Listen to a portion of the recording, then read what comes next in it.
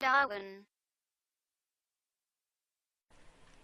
Afin de communiquer rapidement sur l'évolution d'un projet ou choisir également d'afficher différentes statistiques sur ce projet en lui-même, il vous est possible d'utiliser ce qu'on appelle des rapports.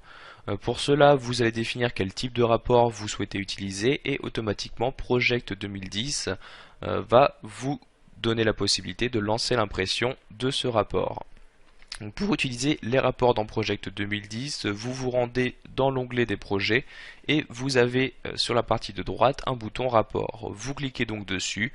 Via la fenêtre qui vient d'apparaître, vous allez pouvoir choisir quel type de rapport vous souhaitez imprimer. Donc vous avez différentes catégories, un rapport sur la vue d'ensemble du projet, sur les activités qui sont actuellement en train d'être réalisées, sur les différents coûts qui vont être amenés à être payés, etc. Je vais par exemple commencer par un rapport sur la vue d'ensemble de mon projet.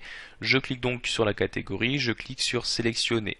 Vous avez alors pour une certaine catégorie différents rapports qui vous sont proposés. Donc ici vraiment un récapitulatif de l'ensemble de mon projet. Si je ne choisis d'afficher que les jalons, les jours ouvrés correspondant à mon projet, etc. Je vais prendre ici la première possibilité. Sachez que pour chaque rapport, vous aurez accès à différentes options en cliquant sur le bouton modifier.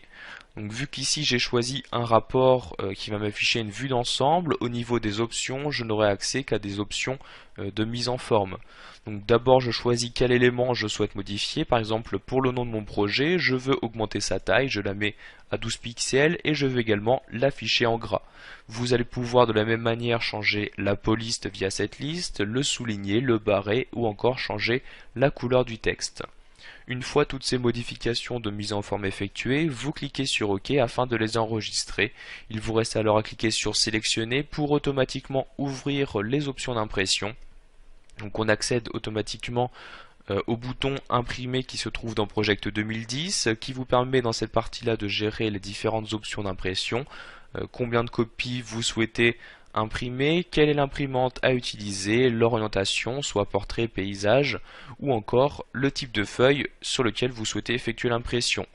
Vous avez dans la deuxième partie ici l'aperçu avant impression, c'est-à-dire la feuille même qui sera imprimée. Donc je clique une fois pour ici zoomer, on retrouve bien le nom de mon projet, le nom de la société, la date à partir de laquelle le projet a été lancé et ici différentes informations correspondant à la vue d'ensemble de mon projet.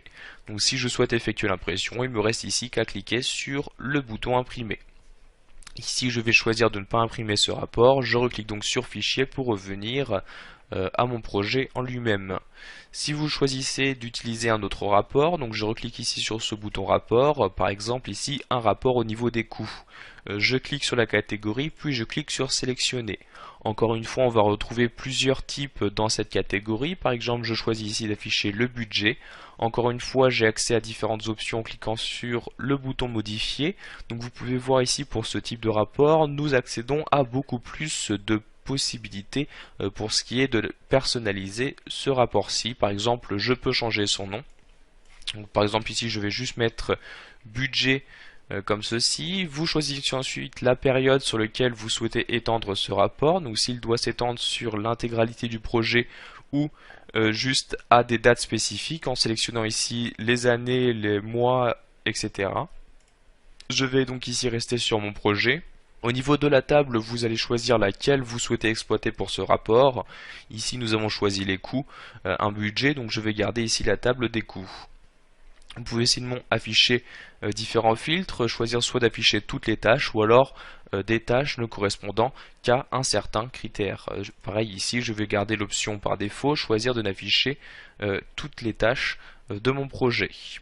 J'ai également un deuxième onglet ici, les détails. Si je veux afficher différents détails, donc plusieurs informations sur les tâches ou les ressources, par exemple je veux afficher les remarques qui ont été faites sur mes différentes tâches ainsi que leurs prédécesseurs.